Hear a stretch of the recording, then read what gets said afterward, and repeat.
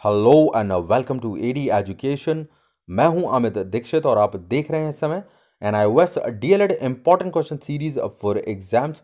सो इस video series में अभी तक NIOS DLED सिलेबस के जो कोर्स हैं 501, 502 और 503 उनके महत्वपूर्ण प्रश्नों को अभी तक बताया गया है जो परीक्षाओं की दृष्टि से आपके लिए आवश्यक हैं, सपोर्टिव हैं। तो उनको देखने के लिए आप इसी वीडियो के नीचे डिस्क्रिप्शन में दी गई लिंक पर क्लिक करें और पहले के सभी प्रश्नोत्तरों को जान लें।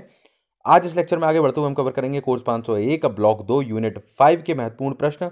ये स्क्रीन पर आपको इस समय दिखाई देने लगे हैं और 8 यहाँ पर क्वेश्चंस हैं, टोटल 8 क्वेश्चंस हैं और इन 8 प्रश्नों में वो सभी महत्वपूर्ण प्रश्न कवर किए गए हैं जो इस इकाई में संभावित हैं।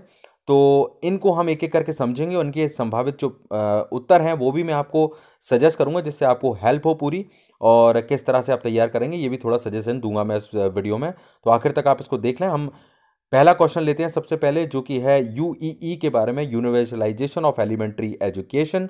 तो इसका टॉपिक दिया हुआ है आपके स्टडी मटेरियल में 5.2 प्रारंभिक शिक्षा का सार्वत्रिकीकरण यूईई। इस टॉपिक को आप पढ़ें और इसके अंतर्गत जो आप प्रश्न में पूछा गया है वो आपको लगभग लगभग इसमें सब मिल जाएगा। थोड़ा अपना बुद्धि विवेक का इस्तेमाल ज़रूर करें, भाषा में बदलाव करें और तैयार करें एक बेहतर आंसर। यूईई के बारे में एक अच्छा इंपॉर्टेंट क्वेश्चन होगा। अगले प्रश्न की तरफ चलते हैं जो कि है विद्यालय मानचित्रण और मूल सूक्ष्म योजना लोक जंबिश के प्रधान लक्षणों का निरूपण करते हुए व्याख्या करें। तो लोक जंबिश ये टॉपिक आपका 5.3.3 आपकी यूनिट में स्टडी मटेरियल में उपलब्ध है। इसको पढ़ें, इसमें काफ़ी कुछ है, परियोजना है, उद्देश्य, घटक हैं, मुख्य घटकों के बारे में है, पॉइंट वाइज दिए गए हैं। तो इसमें वो सारी जानकारी मिल जाएगी जिससे इसकी व्याख्या करने में आपको कोई भी परेशानी उपलब्ध नहीं होगी। और विद्यालय मानचित्रण और जो सूक्ष्म योजना का जो शब्द इस्तेमाल किया गया है वो भी आपको नीचे शब्द मिल जाएंगे इसमें कि वो किस बारे में बातचीत की गई है, तो वो आप कर लें और इस आंसर को एक अच्छे तरीके से तैयार कर लें। ये भी एक अच्छा इंपॉर्टेंट क्वेश्चन है। अगले प्रश्न की तरफ चलते हैं। प्रश्न नंबर 3, आर्थिक रूप से पिछड़े बच्चों को लिए जो राज्य सरकारों ने जो सुविधाएं दी हैं तो यहाँ उनके बारे में बात की गई है, प्रश्न पूछा गया है। तो ये 5.3 का टॉपिक है ये, और आर्थिक रूप से पिछड़ी जनजातियों के बच्चों के लिए परियोजना है। तो यहाँ इन परियोजनाओं को आप बताकर ये बता सकते हैं कि क्या क्या राज्य सरकारों ने सुविधाएं उपलब्ध कराई हैं, उसके माध्यम से हेल्प की गई है इन पिछड़ी जातियों की आर्थिक रूप से जो हैं। तो थोड़ी शब्दों का हेर फेर ज़रूर करें और इस आंसर को तैयार कर सकते हैं। ये टॉपिक काफ़ी रहेगा इसमें। अगला प्रश्न, प्रश्न नंबर 4, जो कि है बेसिक शिक्षा परियोजना के अंतर्गत उत्तर प्रदेश सरकार ने किन किन कार्यनीतियों पर काम किया है या योजना बनाई है। तो उत्तर प्रदेश सरकार की जो नीतियां हैं वो बताई गई हैं। 5.3.1 टॉपिक है आपका यूनिट 5 में ही, कोर्स 501 की। तो यहाँ इन परियोजनाओं का डिस्कशन किया गया है, आप इनको पढ़ें, समझें और इसमें से जो आवश्यक है इस प्रश्न के अनुसार वो आपको मिल जाएगा और आप एक अच्छा आंसर इससे भी तैयार कर सकते हैं। एक तरह से ये इसमें सपोर्ट काफ़ी है आपको जानकारी का, अच्छी बात यही है। तो आप इसकी पूरी हेल्प लें स्टडी मटेरियल की। नेक्स्ट, अब अगला जो क्वेश्चन है 5th क्वेश्चन, वो है लड़कियों की प्रारंभिक शिक्षा। अगेन इसके बारे में भी एक टॉपिक दिया हुआ है, लड़कियों के लिए परियोजनाएं।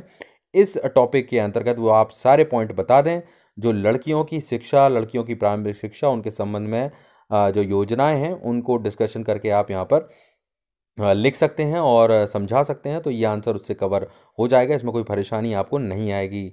और इसी दिशा में आगे बढ़ते हुए अगला प्रश्न लेते हैं। क्वेश्चन नंबर 6, प्रश्न 6, राजस्थान के जो शिक्षाकर्मी परियोजना है उसके बारे में पूछा गया है यहाँ पर।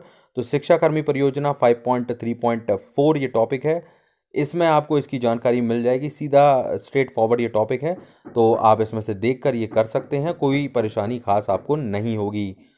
अगला प्रश्न लेते हैं हम इसी दिशा में इसके बाद में, जो कि है प्रश्न नंबर 7 है ये, और 7 में पूछा गया है ड्रॉप आउट्स के बारे में। ड्रॉप आउट्स के लिए भी टॉपिक है विद्यालय के बाहर के बच्चों की परियोजनाएं। तो इसका मतलब ड्रॉप आउट ही होता है विद्यालय के बाहर के बच्चे, तो उसके बारे में ये टॉपिक है, उससे आप इस आंसर को कवर कर सकते हैं। तो खास परेशानी पेश आपको नहीं आएगी, काफ़ी अच्छे पॉइंट दिए गए हैं। लास्ट और इम्पॉर्टेंट, वेरी इंपॉर्टेंट क्वेश्चन है ये, डीपीईपी के उद्देश्य, मुख्य घटक व कार्यनीतियाँ कौन सी हैं। तो इसका एक सेपरेट टॉपिक 5.4 ये दिया गया है डीपीईपी के बारे में। तो इसको आप अच्छे से तैयार करें, एक अच्छा प्रश्न है, इसकी संभावनाएं काफ़ी प्रबल हैं पूछे जाने की। तो ये आंसर इससे कवर हो जाएगा आपका। तो इस तरह से ये टोटल 8 क्वेश्चन थे जो मैंने आपको बता दिए, इसके आंसर भी। इनको डाउनलोड करने की लिंक मैं वीडियो के डिस्क्रिप्शन में दे दूंगा, तो वहाँ से आप डाउनलोड कर लें और मेरे सजेशंस के अनुसार इन उत्तर को तैयार करें, लिखें, तो आपका एक अच्छा आंसर तैयार होगा। वीडियो पसंद आया हो तो लाइक कर दीजिए, शेयर कर दीजिए, सब्सक्राइब कीजिए चैनल को और बेल आइकन को दबाइए लेटेस्ट वीडियो अपडेट्स के लिए।